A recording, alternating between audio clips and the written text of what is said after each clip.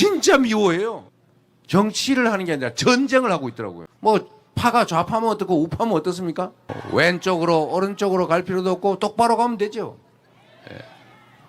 그래서 여러분 이제는 정치도 좀 바꾸면 좋겠어요. 그리고 저는 사실 경기도지사 성남시장 할 때 그냥 동네에서 열심히 일하면 되지 뭐 내가 동네 청소 잘하고 동네 우리 주민 도민들 시민들 민원이 뭔지 잘 살펴서 할 수 있는 거 해드리고 안 되는 건 안 된다고 설명 잘 해드리면 된다.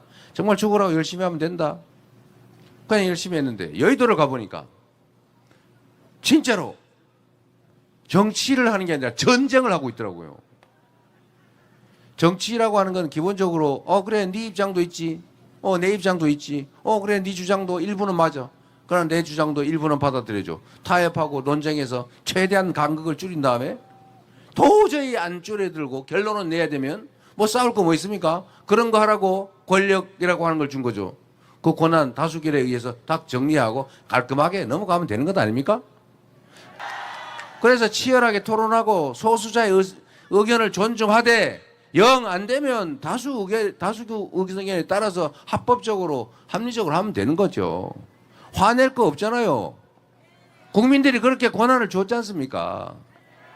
그런데 제가 보는 여의도 정치는 그래요. 자기 주장이 있어요. 안 굽혀요. 상대방이 주장을 해요. 옳은 얘기고 평소에 동의하던 것도 이쪽이 주장하니까 반대로 해요.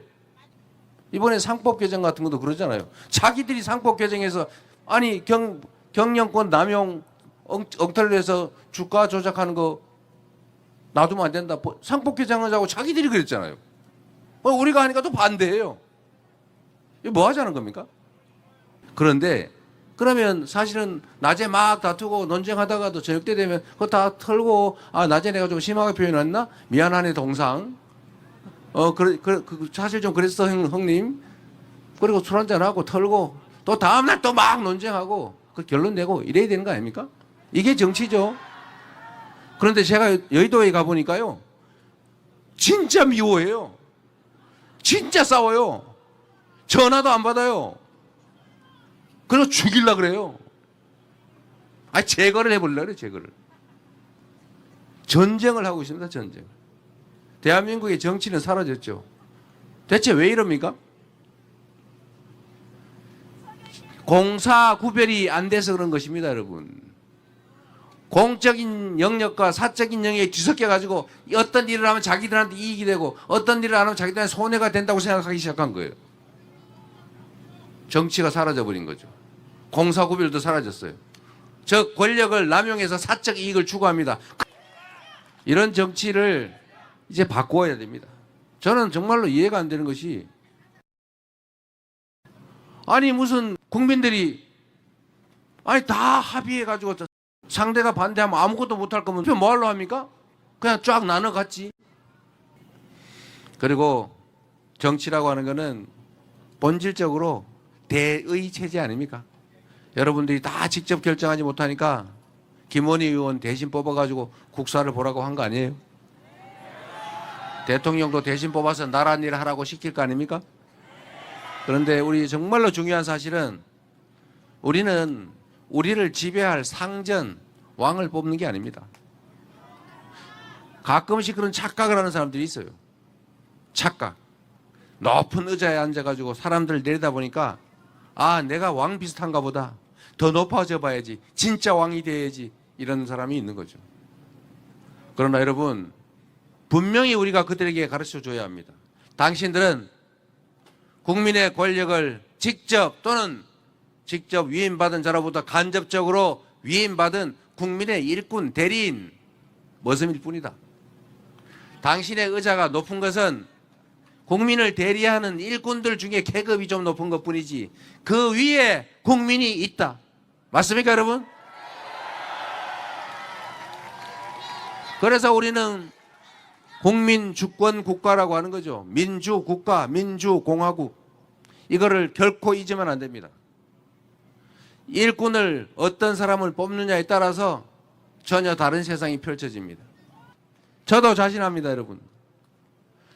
대한민국 5,200만 국민들이 위임한 권력을 대한민국 정부가 행사해요. 여러분이 낸 연간 국가재정 680조 원을 정부가 집행해요. 이 엄청난 권력과 예산을 제대로 효율적으로 국민과 국가만을 위해서 쓰면 얼마나 좋은 나라 되겠습니까? 똑같은 성남시 공무원들, 똑같은 성남시 재정 여건에도 전임 시장은 몇천억의 빚을 졌지만 저는 4년 만에 그 몇천억 빚 다 정리하고 성남을 가장 전국에서 잘 사는 도시로, 인정받는 도시로 만들었습니다. 경기도는 갑자기 대선에 불려 나오는 바람에 3년밖에 못 있었지만 똑같은 공무원들 가지고 전국 1위의 도정평가를 받았습니다. 민주당 특정 보수 언론이 맨날 안에서 치받고 싸우는 거, 아 잘한다 박수 쳐주니까 맨날 찢어 밝혀가지고 싸움이나 하고, 저게 무슨 당 되겠냐, 저래 가지고 무슨 나라 살림 하겠냐, 당원들하고 관계없이 편짜 가지고 맨날 개파 싸움이나 하던 그런 당, 이제는 당원 중심의 민주적인 정당으로 총선도 압승하고 수권 능력도 확실하게 인정받는 훌륭한 정당으로 바꿔놓지 않았습니까, 여러분? 이재명에게 국정을 맡겨주면 지금과는 완전히 다른 새로운 대한민국을 만들어서 여러분께 보여드리겠습니다. 한 명의 지도자, 한 명의 리더가 어떤 일을 할 수 있는지, 어떤 성과를 만드는지, 어떤 변화를 만들지를 확실하게 증거로 보여드릴 테니 기회를 주시기 바랍니다. 자신 있습니다. 여러분도 먹고 살기 어려우시죠? 그래서 여러분, 먹고 사는 문제도 해결해야죠. 우리가 비전도 있어야 될 거 아닙니까? 그냥 잘 되겠지 이럴 수는 없는 거죠. 이렇게 몰려가지고 국가 경쟁력이 생길 수가 없어요. 지속적으로 발전, 성장할 수가 없습니다. 그래서 정부가, 국가가 대대적인 결단을 내려서 강력한 리더십으로 체제를 대폭 한번 개편해 줘야 돼요. 자, 새로운 대한민국, 균형 발전하는 나라, 이걸 만들 수 있는 사람은 누구겠어요?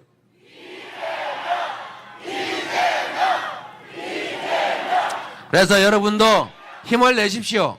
힘을 내고 희망을 가지고 함께 사는 세상 같이 만들어 봅시다. 저는 우리 여러분 때문에 살아남았어요. 물론 아직도 좀 더 남아있어요. 어떻게 될지 모릅니다. 저는 국민의 집단지성을, 우리 국민의 위대함을 믿습니다. 저는 만약에 우리 국민들이 살려주지 않았으면 법으로 죽든지 펜으로 죽든지 칼에 죽든지 했을 겁니다. 그러나 살아남아 있지 않습니까, 여러분? 바로 여러분 때문에 살아 있습니다. 여러분들 덕에 제가 살았고, 그러니 앞으로는 여러분을 위해서 제가 살겠습니다. 고맙습니다.